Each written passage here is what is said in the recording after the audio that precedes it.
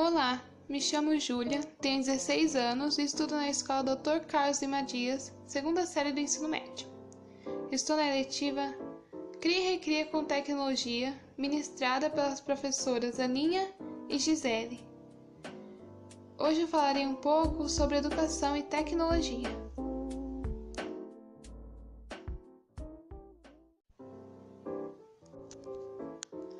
A história da educação brasileira já passou por diversos momentos difíceis e de intensas lutas para conseguir realizar mudanças nas escolas do país. No período da colonização, o Brasil era totalmente dependente de outras potências, principalmente quando se falava do ensino da educação. Por isso tivemos várias influências, como do ensino francês.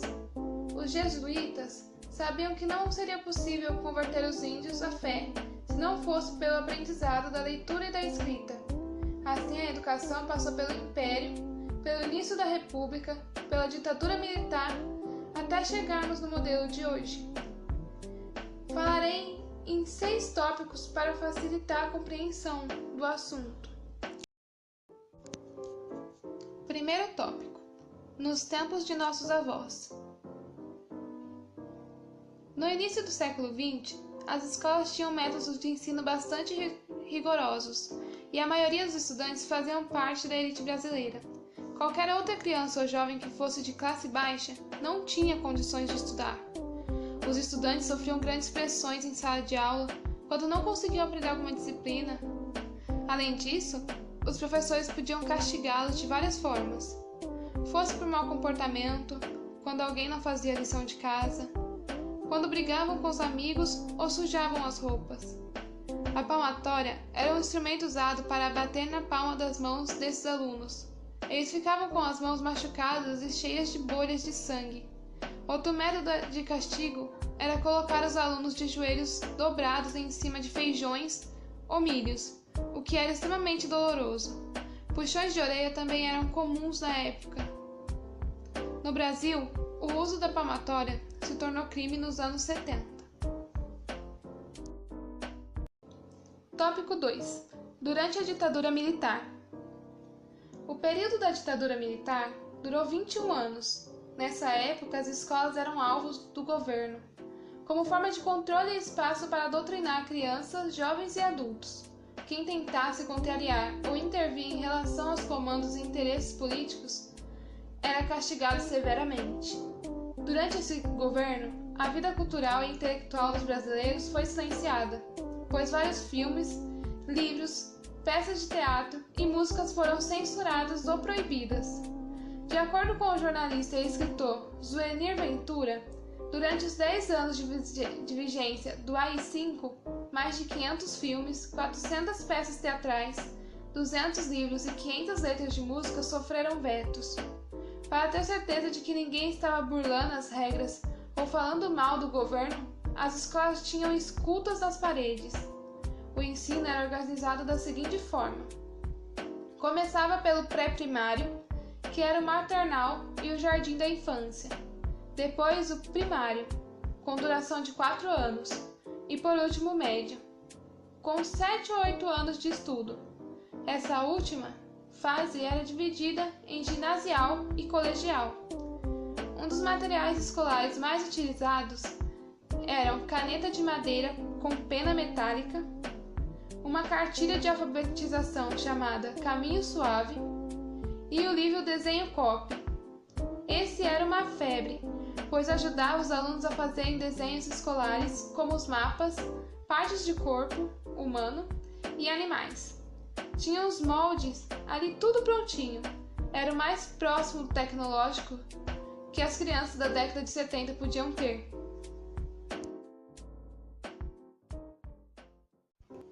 Tópico 3. Anos 90. Aviso: quem estudou nessa época poderá sentir um pouco de nostalgia. Nessa época, os trabalhos eram feitos à mão, em folhas de papel ao maço e com pauta. As apresentações eram feitas em cartolinas coloridas e para fazer as pesquisas não tinha Google nem outro site. A salvação era a enciclopédia Barça e a biblioteca do colégio. Também era comum os professores de língua portuguesa mandarem os estudantes lerem uma coleção de livros chamada Vagalume.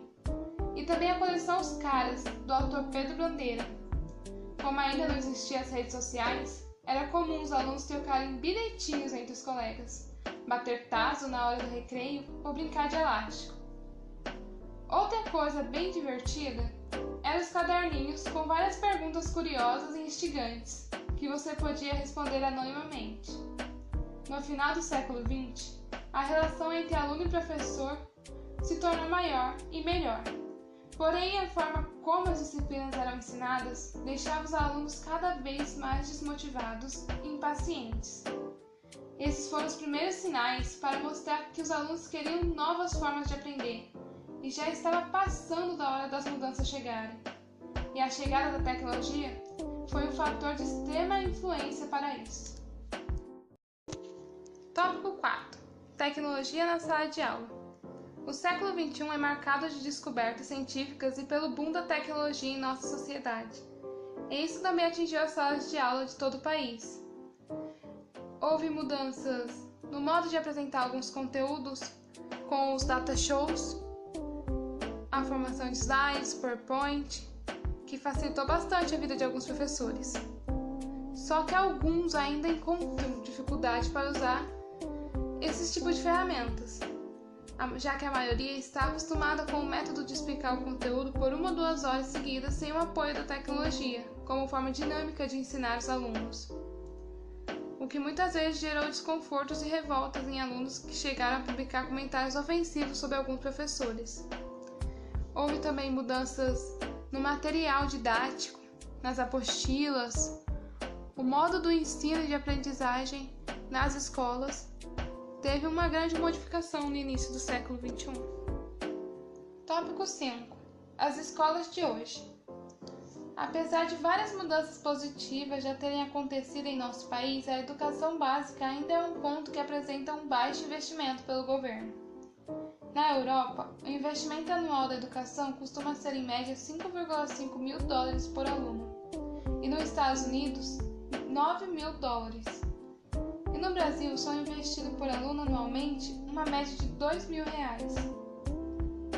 Mas podemos destacar que o orçamento atual do Ministério da Educação do MEC é quase o dobro de 2 décadas atrás.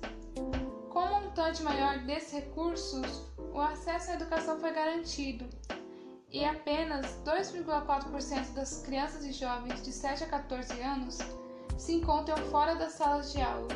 Na pré-escola, o atendimento das crianças de 4 a 5 anos ultrapassa 81%.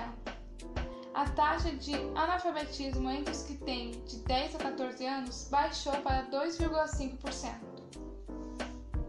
Em uma entrevista com o educador, escritor e químico brasileiro Mozart Neves Ramos, ele declarou que o ensino médio brasileiro é exaustivo por causa do excesso de disciplinas.